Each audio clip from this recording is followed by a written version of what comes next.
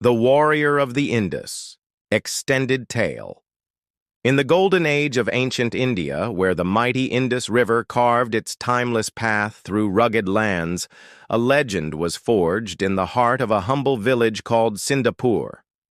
This was a time when the air hummed with the chants of sages and the earth trembled with the footsteps of invaders. Among the villagers lived Arjun, a young man of 20 summers, with eyes like the river at dawn and hands calloused from tending the fields. He was no stranger to hardship, having lost his parents to a fever that swept through Sindapur years ago, leaving him to be raised by his stern but loving uncle, Devraj, the village blacksmith. Arjun's days were filled with the rhythmic clang of hammer on metal, but his nights were haunted by dreams. Vivid visions of the Indus whispering his name, its waters shimmering with an otherworldly light. The peace of Sindapur shattered one fateful monsoon season when the Naga raiders, a fearsome clan from the northern mountains, descended upon the land. These warriors, their bodies adorned with serpent tattoos and their armor glinting with stolen gold, were led by Kraton, a hulking figure whose crown was crafted from the fangs of a king cobra. Their greed knew no bounds, and they pillaged villages, leaving only ashes and despair. When they reached Sindapur, the elders gathered in the village square, their faces etched with fear and resolve. "The Naga bring doom," said Elder Mira, her voice trembling yet firm. "Only a warrior blessed by the Indus can turn the tide." The villagers murmured, their eyes turning to Arjun, who stood quietly by the forge, the dreams of the river echoing in his mind. Arjun felt the weight of their gaze but hesitated. He was no soldier, only a farmer with a blacksmith's skill. Yet the dreams had grown stronger, urging him toward the river. That night, under a sky streaked with lightning, he confided in his childhood friend Leela, a healer's apprentice with a sharp wit and a heart full of courage. "What if I'm not the one?" he asked, his voice barely above a whisper. Leela smiled, her hands busy grinding herbs. "The river doesn't call the ready, Arjun, it calls the willing." Her words ignited a spark within him, and at dawn he set out alone, wading into the Indus's swirling currents. The water was cold, pulling at him like a living force, but as he dove deeper, a vision appeared. A water spirit, her form shimmering like liquid gold, pressing a trident into his hands. "Wield this with honor," she intoned, her voice a melody of the river itself. When Arjun surfaced, the trident glowed in his grip, its prongs etched with ancient runes, marking him as the warrior of the Indus. Word of his blessing spread like wildfire, and the village rallied behind him.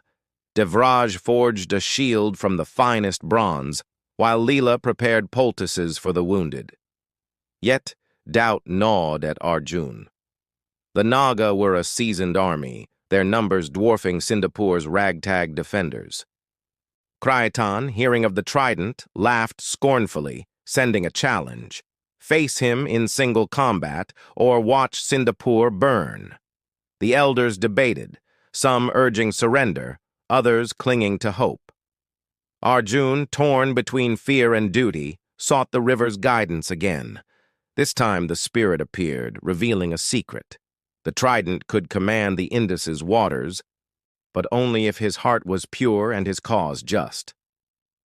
"The river fights with you," she said, "but you must lead with courage."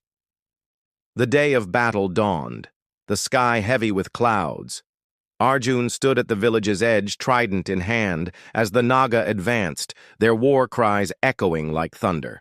Behind him, villagers armed with spears and slingshots joined the fray, their faces a mix of terror and determination.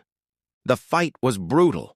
Arjun clashed with Kraton, the trident's glow clashing with the raider's serrated blade. Blood stained the earth as the Naga overwhelmed the defenders, and Arjun faltered, a spear grazing his shoulder. In that moment of despair, he remembered the spirit's words. Closing his eyes, he thrust the trident skyward, calling the Indus's might. The river responded with a roar, its waters surging forth. a tidal wave that swept through the battlefield, toppling the Naga and dragging Craton into its depths. The raider's crown sank with him, a symbol of his tyranny lost forever. Victory came at a cost. Many villagers lay wounded, and Arjun's shoulder throbbed with pain, but the survivors cheered, lifting him onto their shoulders. Leela bandaged his wound, her eyes shining with pride. "You were more than a warrior today," she said. "You were our heart." The elders, humbled, declared the trident a sacred relic, planting it in the village square as a monument.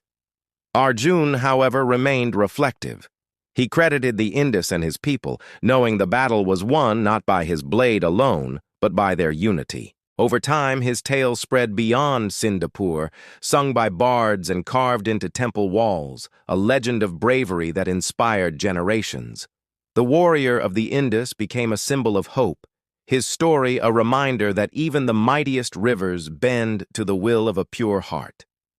And as the years passed, Arjun often returned to the river's edge, listening to its whispers, wondering what new challenges it might call him to face.